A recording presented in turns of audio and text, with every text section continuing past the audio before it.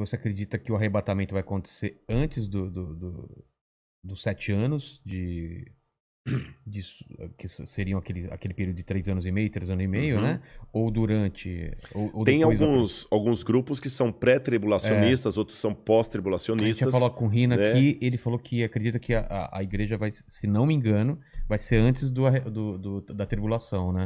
Eu acredito que a igreja passará pela grande tribulação.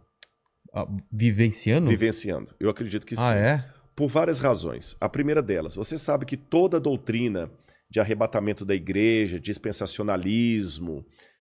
Arrebatamento, pro pessoal que não tá acostumado, como você explicaria? Tá, eu vou resumir o que é o arrebatamento. Tá. Vocês já ouviram falar, pessoal, aqui num filme chamado Deixados para Trás, de Tim LaHaye? Eu vi, mas... Left Behind, né?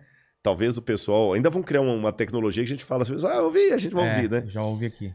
O pessoal... Esse filme mostra mais ou menos essa ideia. A ideia do arrebatamento é que o anticristo será um líder mundial, carismático, e quando ele começar a dominar a Terra, um pouco antes dele exercer sua hegemonia, a igreja vai começar a desaparecer. Pessoas sumindo. O avião vai ficar desgovernado, aqui, vai cair. Aqui, o mandíbula desapareceu lá. Samba, então vai ficar só a roupa lá e tudo e tal. Aqueles que estudam a profecia vão entender que ali foi a igreja que foi arrebatada. E quem ficar para trás é que não estava suficientemente espiritual para ser levantado. Aí vão começar 7 anos de sofrimento na terra em que o anticristo vai dominar. E ele vai perseguir aqueles que não estavam tão bem preparados.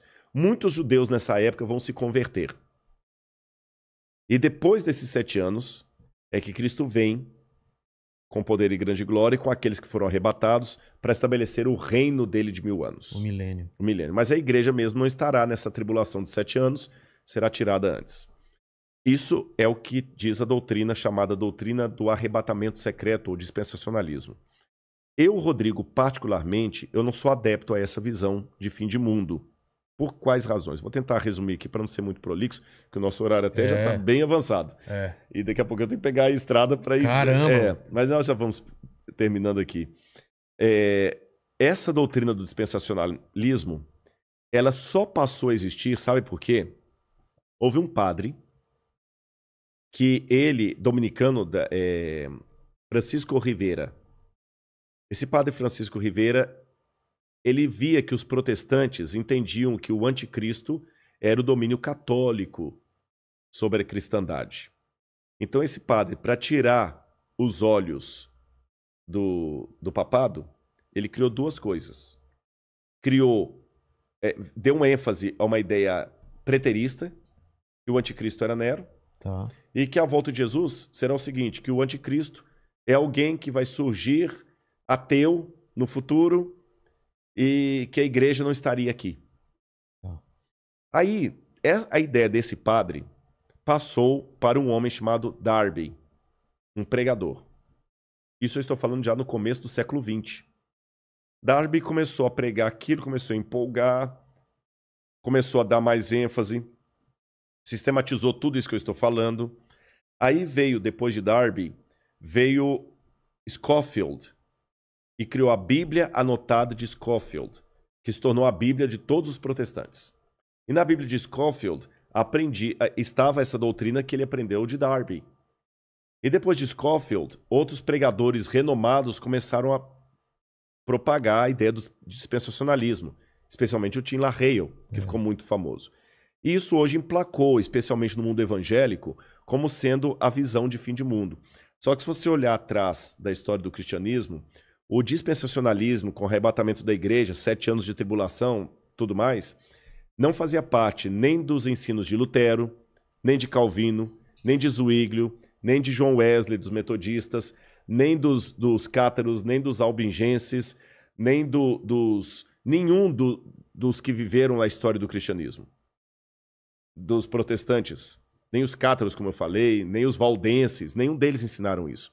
Nem a Igreja Católica ensinou isso. Se você for recuando mais, nem os pais da igreja ensinaram isso. Então, se fosse uma doutrina verdadeira, a gente tinha que admitir que é uma doutrina que ficou por 2000 anos. Vigente? Não, nem vigente. Inesquecida. ignorada. Ignorada. Porque em 2000 anos de cristianismo... Você falando dessa visão que foram os romanos, Não, essa visão do anticristo como sendo alguém que vai vir, os 7 anos, a igreja arrebatada tá, antes. essa visão. 2000 anos, essa visão ficou completamente desconhecida do cristianismo. E veio à tona... Não tem nenhum autor cristão que fala dela. Começou com Francisco Rivera, padre, e depois Darby e Hal Lindsey também, que vai vir depois de Hal Lindsey com Tim LaHaye, que vão propagar isso aí. E espalhou no mundo gospel.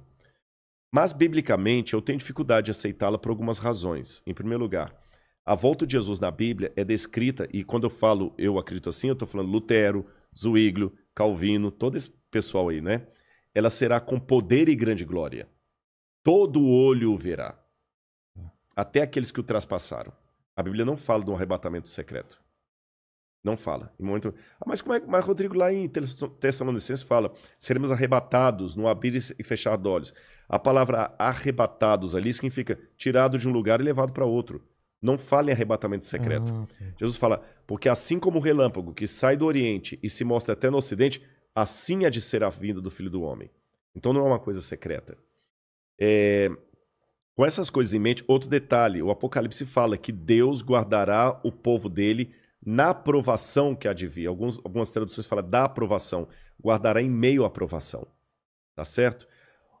A Arca de Noé, que é tomada por modelo de muitos, até em Jesus também, que fala, assim como foi nos dias do dilúvio, será na vinda do Filho do Homem, a família de Noé que foi salva, ela foi protegida do dilúvio, mas não retirada do dilúvio. Foi ela protegida, mas passou pelo dilúvio. Passou.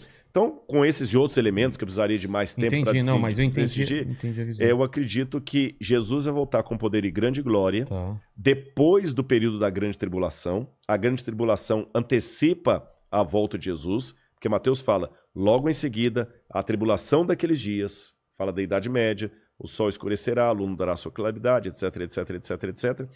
E depois Daniel fala também que haveria um grande tempo de angústia, o qual nunca houve. Aí vem a vinda de Cristo. Tá certo?